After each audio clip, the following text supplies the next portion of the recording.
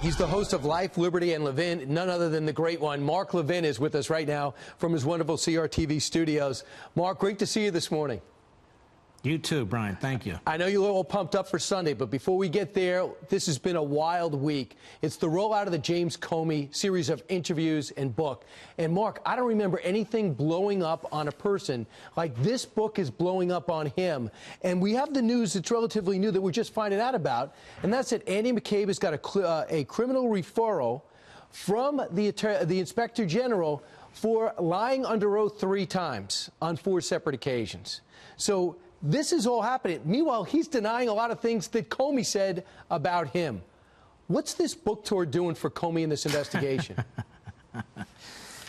Well, Comey's like a bad rash, you know. He just won't go away. And he's appearing on all these programs, and I expect he'll be appearing on airport radar and sonograms very shortly. I think he's done enormous damage to himself. He's exposing himself to the American people as a very petty, superficial man. This is a former head of the FBI. He's the former Deputy Attorney General of the United States. He's a former United States Attorney. He's conducting himself like a complete bozo the clown. And he does enormous damage to the Federal Bureau of Investigation by conducting himself this way. People need to keep something in mind. He was head of the Bureau, and his deputy was Andrew McCabe, who now has a criminal referral from the Inspector General of the Department of Justice to the United States Attorney in Washington, D.C. His boss was Comey. Comey needs to answer for this. On top of that, you have Stroke. You've talked about him in the past. Page, his girlfriend, you've talked about her in the past. All these people in senior positions under Comey at the time. You have a dossier that was fraudulent, where you have actual collusion with the Hillary Clinton campaign and the DNC, and payments being made through law firms to Fusion GPS. That was used to get a FISA warrant against an American citizen with loose ties to the Trump campaign in order to get to the Trump campaign and the Trump transition through the back door. All this, again, occurred under James Comey's watch. And then he meets with the president-elect of the United States a week or so before he becomes president of the United States, clears the room out, doesn't show him the dossier, doesn't tell him who funded it, but tells him some of the most scurrilous lies that are in this dossier in order, I think, to tell the President of the United States, don't mess with me.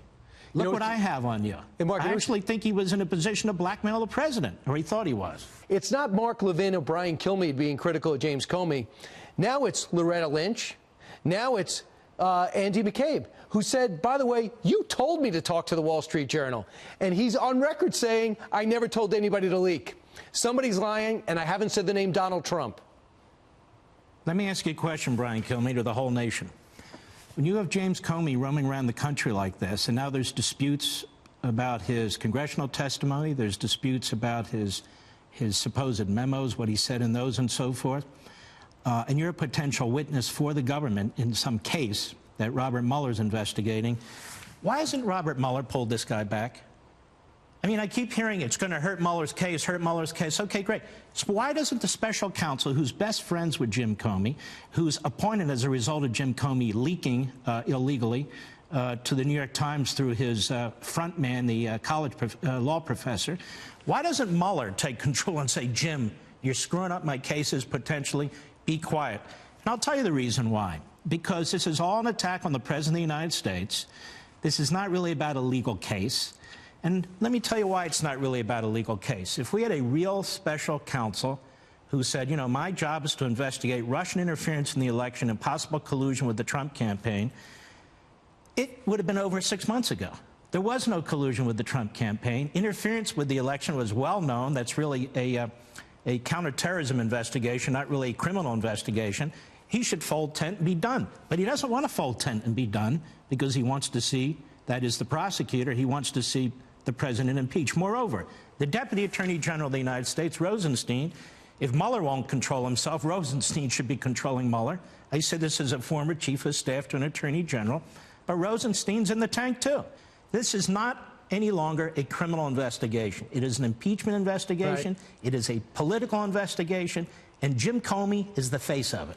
there's a storyline out there without a plot, and that is that the President of the United States is going to fire Robert Mueller. There was a story out the other day that Pittsburgh is preparing riot gear just in case, the city of Pittsburgh, in case President Trump fires Robert Mueller.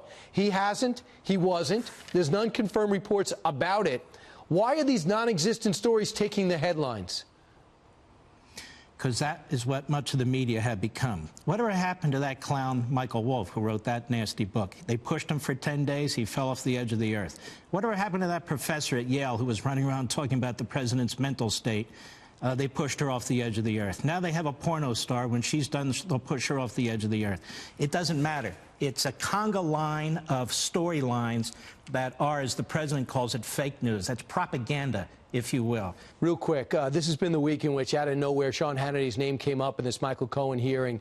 You've done some digging and found out that there were two networks that pushed to have his name exposed. And you believe there should be a Hannity test now to see if anyone is going to have a double standard to everything they do, from Chuck Todd to George Stephanopoulos to others. Yeah, we ought to know every lawyer who has ever represented any of these so-called journalists or they've ever talked to.